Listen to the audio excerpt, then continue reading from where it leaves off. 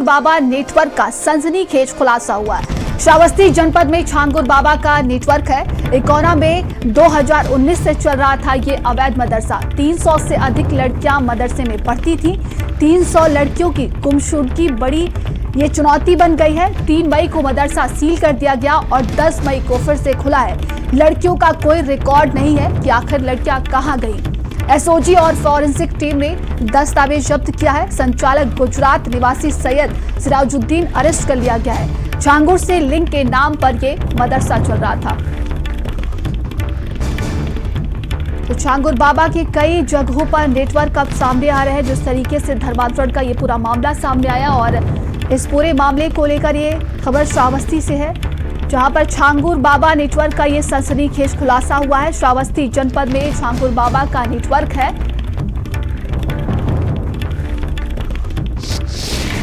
इसमें कुछ गोपनीय सूचना इस प्रकार की प्राप्त हुई थी। उसके आधार पर एक प्रारंभिक जो है जांच शुरू की गई है, जिसके अंतर्गत जो प्रबंधक हैं उनसे पूछताछ की गई है और इसके अतिरिक्त जो है इसके जो बैंक खाते हैं उनका विवरण ले लिया गया है, उनकी भी जांच की जा रही है। इसके साथ ही पूर्व में जो छात्र छात्राएं यहाँ पे अध्ययनरत थे उनकी भी डिटेल जो है ले ली गई है।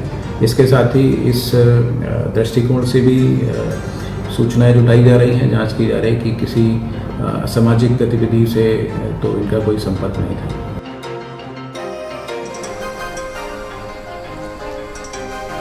तो छांगुर बाबा का नेटवर्क श्रावस्ती में भी सामने आया है और 300 लड़कियां जो हैं मदरसे में पढ़ती थी। बताया जाए कि 3 मई को मदरसा सील कर दिया गया और 10 मई को फिर से खुला है। लड़कियों का अब कोई रिकॉर्ड नहीं है कि वो कहां गई हैं लड़कियां। और ज्यादा जानकारी के साथ संवाददाता विनोद हमारे साथ जुड़े हैं। विनोद, श्रावस्ती में भी छांगुर बाबा का नेटवर्क है, क्या अपडेट है इसको लेकर?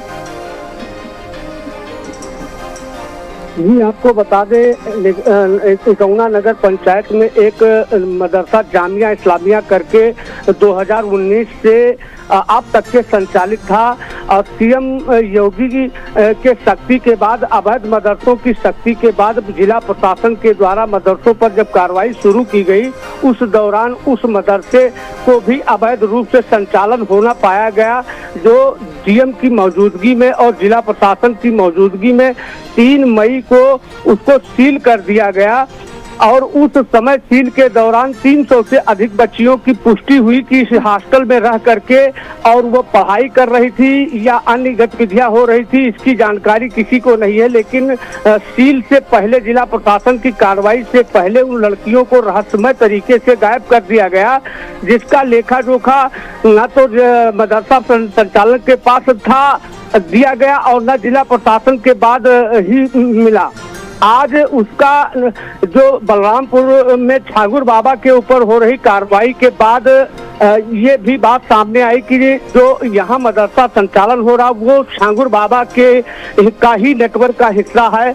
और आज जिला प्रशासन की टीम और एसओजी और पुलिस की टीम के द्वारा कार्रवाई की गई है और पुनः उस मदरसे को पूर्ण रूप से सील किया गया है और वहाँ कुछ जरूरी दस्तावेज पाए गए हैं, जिसको प्रशासन टीम अपने साथ लेकर गई है। मदरसा संचालक सैयद सिराजुद्दीन जो गुजरात का निवासी है, उसको भी गिरफ्तार करके पुलिस टीम साथ में ले गई है। अन्य जांच अग्रिम जारी है। जी विनोद, 300 लड़कियों का रिकॉर्ड जैसा कि आपने बताया है, 300 लड़कियां कहां गई? क्या किसी भी लड़की का कोई पता नहीं चल पाया है?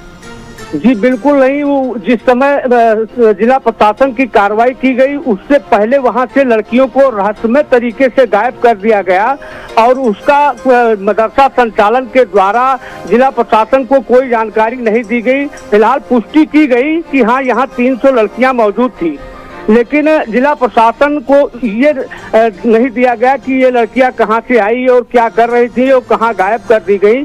आज सारे डॉक्यूमेंट और दस्तावेज जिला प्रशासन अपने अंडर में लेकर के और पूरी तरीके से जांच शुरू कर दी है। 10 मई को मदरसे को सील कर दिया गया था, फिर इसे दोबारा वापस क्यों खोला गया था? विनोद, सर 3 मई को मदरसा सील किया गया था और उसके बाद में मदरसा संचालक जो सैयद सिराजुद्दीन था, उसने जिला प्रशासन से गुहार लगाई कि उसमें निचले हिस्से में हमारा आवास है और उस आवास को खोल दिया जाए, बाकी ऊपर के हिस्से को सील रखा जाए।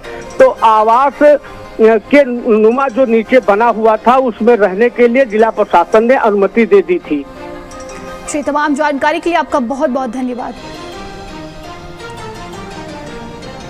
तो छांगुर बाबा के लिंक लगातार देखिए अब कई जगहों पर सामने आ रहे हैं। ऐसे में 2019 से यहाँ पर अवैध मदरसा चल रहा था।